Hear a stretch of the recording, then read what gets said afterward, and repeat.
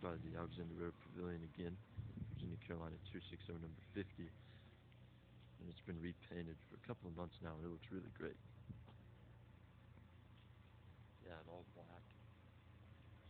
Yellow stencils on the side, and the fender candlesticks up there. Headlight with American flag. Go around.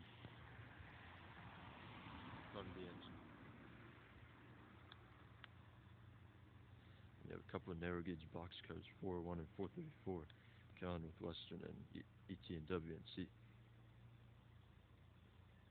Caboose right here, Southern Railway Caboose. Number X2715. Bunch of good one out at the head as well. Down the way is NS376 back towards the T-bone.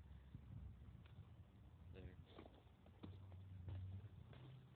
Alexander Railroad number 6 is an Alco. Just got it here recently. Now on the other side, pavilion. And it's been running a little bit. Short space that they have here. And the cab of the sister engine, number 5. That was an Alco S1. And in the shop, a log car and a ET&W&C motor car.